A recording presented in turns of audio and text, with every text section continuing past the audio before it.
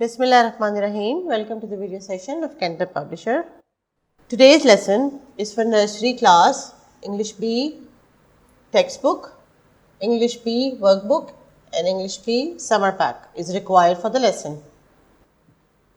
Actions and dialogues for class nursery. The table of contents is divided into three colors. Term 1 is in the red section, term 2 is in the yellow section, and term 3 is in the blue section.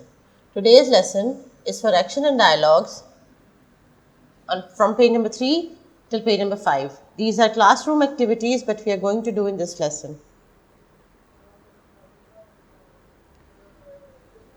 Textbook page number 3, actions. So let's start with the lesson. Actions. Things we do with our hands are called actions. Things we do with our hands. अपने हाथों की मदद से हम जो activities करते हैं उनको एक्शंस कहते हैं. एक दिन में हम बहुत तरह के एक्शंस करते हैं, कुछ को अभी हम यहाँ पे डिस्कस करेंगे. What is this girl doing? ये बच्ची क्या कर रही है? She is in front of a wash basin with a running tap and a soap. इसके सामने एक वॉश बेसिन है, हाथ धोने की जगह, साबुन और नलके से बहता हुआ पानी. आप बिल्कुल ठीक समझ गए हैं, ये अपने हाथ धो रही है. She is washing her hands. Wash hands before eating. खाना खाने से पहले अपने हाथ धोइए, क्योंकि हाथों पे लगे ना नजर आने वाले नन्हे नन्हे जरासीम हमें बीमार कर सकते हैं अगर वो हमारे जिस्म में हमारे खाने के ज़रिए दाखिल हो जाएं तो. और बीमार होने के बाद हमें अच्छा महसूस नहीं होता और डॉक्टर के पास जाके गंदी गंदी बदजायका दवाइयाँ खानी पड़ती हैं. इसलिए हाथों को धोइए, अपनी सेहत का और अपने घर वालों की सेहत का ख्याल कीजिए.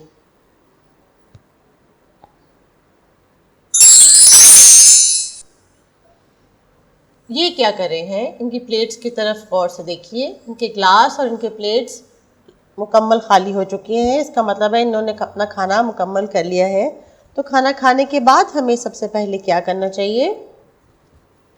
बिल्कुल ठीक कहा आपने, हमें अपने हाथ खाना खाने के बाद भी धोने चाहिए, क्योंकि हाथों पे लगी हुई चिकनाई हमारे कपड़ों को और हमारे इर्द गिर्द की चीज़ों को गंदा कर सकती हैं. Must wash hands after eating. खाना खाने के बाद भी अपने हाथों को लाजमी धोइए.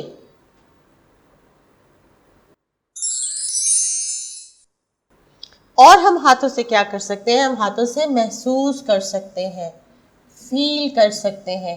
जैसे कि ये हाथ दीवार के जिस हिस्से को छू रहा है वो रफ है, यानी खुरदरी है, सख्त और खुरदरी.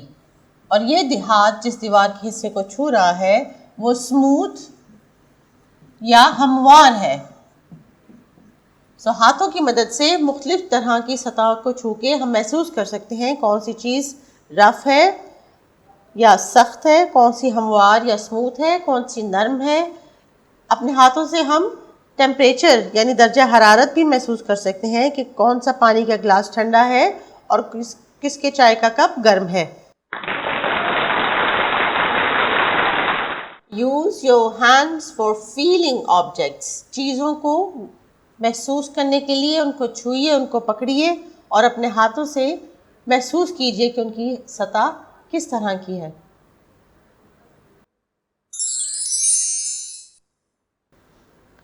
हाथ का एक और इस्तेमाल. इस क्रेयॉन की मदद से ये बच्चा या बच्ची एक तितली में कलर करने की कोशिश कर रहा है. Hold crayon pencil in tripod position for writing.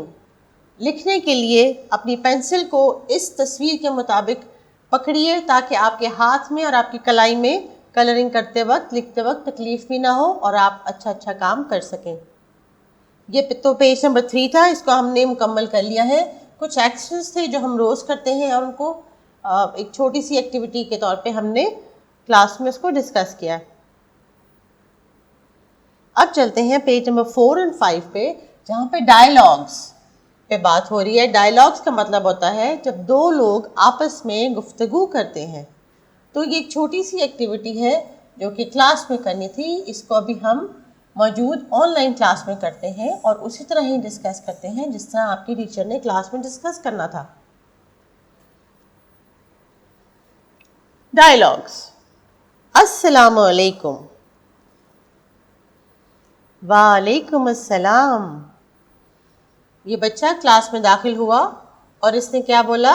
अस्सलामु अलैकुम, यानी टीचर आप पर सलामती हो।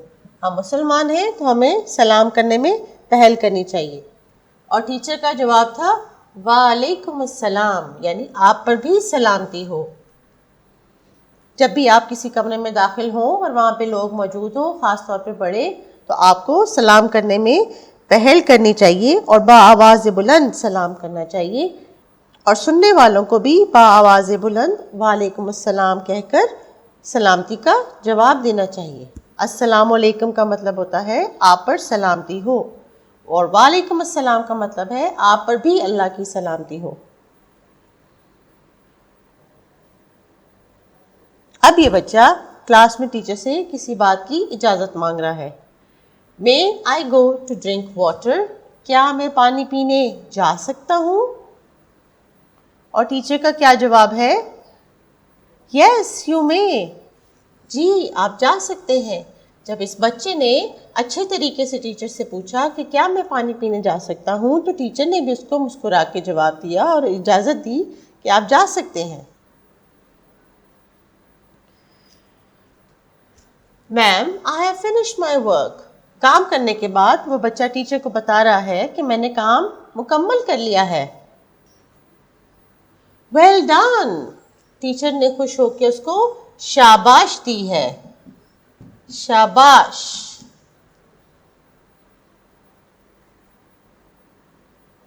अब देखते हैं कौन सा डायलॉग है। मे आई गो टू द वॉशरूम? क्या मैं वॉशरूम जा सकता हूँ? Yes you may. टीचर ने उनको परमिशन दी है कि जी हाँ आप जा सकते हैं। बड़ों से इजाज़त लेके आप अपने काम को कर सकते हैं। इन डायलॉग्स की प्रैक्टिस आप घर में कीजिए अपने बहन भाइयों के साथ या अपनी मामा के साथ, और कोशिश कीजिए कि सलाम करने में पहल करें। ये था पेज नंबर 5। ये हमने आज कंप्लीट कर लिया है। आज के लेसन में हमने कुछ एक्शंस जो हम अपने हाथों से करते हैं, जिसमें हाथ धोना, खाना खाने से पहले और खाना खाने के बाद, अपने आसपास की चीज़ों को साफ रखना, आसपास की चीज़ों की सतह को महसूस करना, और साथ साथ पेंसिल को या क्रेयॉन को सही तरीके से पकड़कर अपने काम को करना है। मुझे उम्मीद है कि आप ये प्रैक्टिस अपने घर में भी करेंगे, और ये जो डायलॉग्स हमने आपस में डिस्कस किए हैं, इनको अपनी मदर के साथ या अपने ब्रदर या सिस्टर के साथ घर में प्रैक्टिस करेंगे। आप टेलीफोन कॉल पे भी अपने फ्रेंड्स के साथ ये एक्टिविटी कर सकते हैं। और हमेशा याद रखिए, सलामती देने और सलामती लेने में ही भलाई है। अपना बहुत बहुत ख्याल रखिएगा। नेक्स्ट क्लास में फिर मिलेंगे। थैंक यू एंड अल्लाह हाफिज़।